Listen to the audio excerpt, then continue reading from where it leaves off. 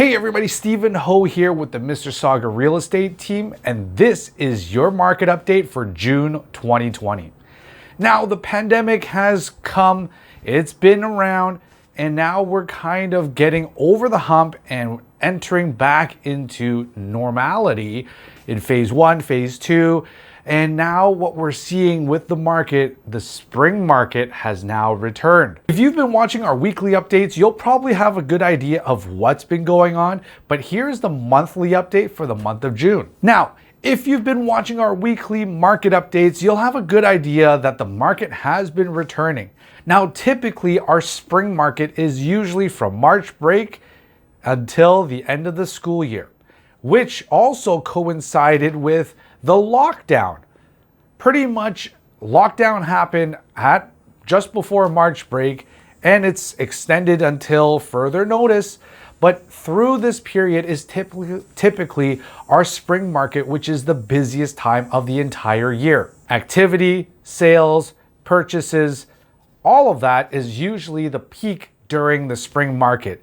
Now, during that time, we've been on lockdown. A lot of the buyers and sellers have been pushed back because they were not allowed to leave their house unless it's essential.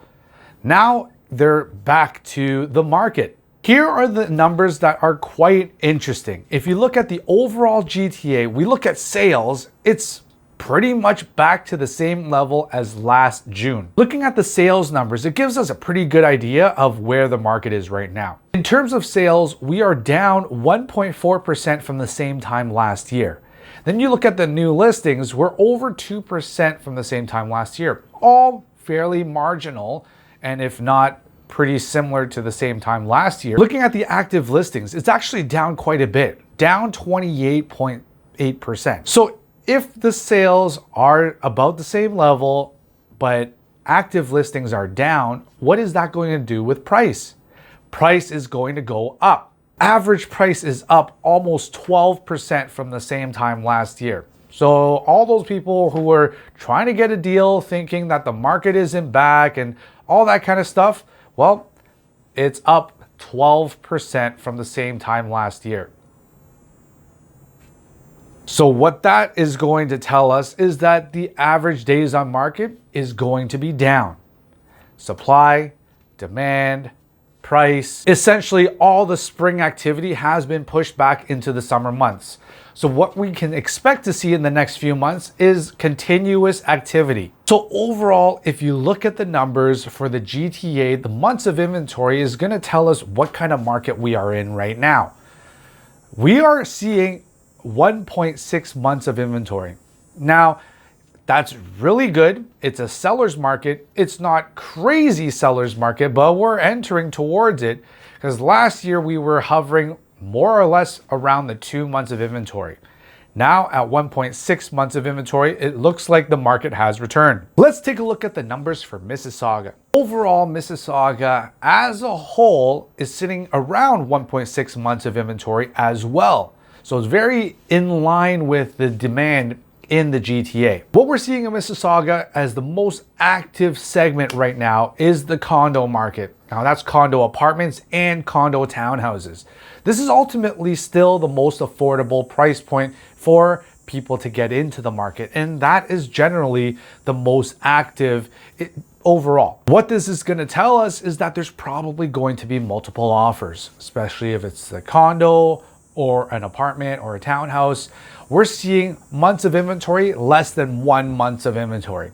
So the demand is almost the same as the supply. That is going to push the price up. There's an opportunity here right now. If you're in this kind of demographic or in this segment, you probably want to upsize. If you have the ability or the opportunity to, you might want to consider it.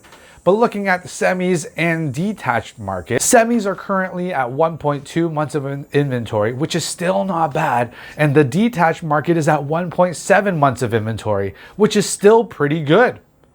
Overall, Mississauga is looking very strong throughout the different segments, even the GTA for that matter. But really, it's been the spring activity has been pushed back into the summer. The other thing is that there's the government subsidies that are still happening. It's going until October. So really the month to watch out for is what's going to happen after October. Once the gravy train stops, is it going to continue, or are jobs coming back, or what's going to happen? We don't really know. Is there going to be a second wave of this virus?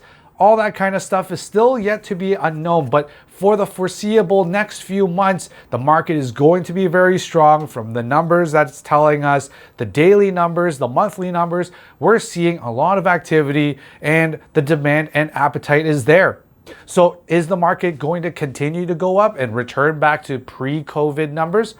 Who really knows? But all I can tell you is that the GTA is having a supply issue. This has been the case since I started in 2010. It's always been the case that the supply is an issue. We have immigration that constantly happening, and we have growth in the city. There's jobs happening. Is the unemployment going up or down? Interest rates, are they going to go up or down? So if you can answer these questions, this should tell you where the market is going in the future. I don't know what other numbers, because I get people asking me like, the market can't keep going up. Well, my question is, why is it going to come down? If you have, look at these different economic factors that's going to affect the market, is it really affecting the market, or what is really going to happen in the future? So if you want to have a discussion about how the market's going to go, I'd love to chat. I'm here to help. And until then, we'll see you next month.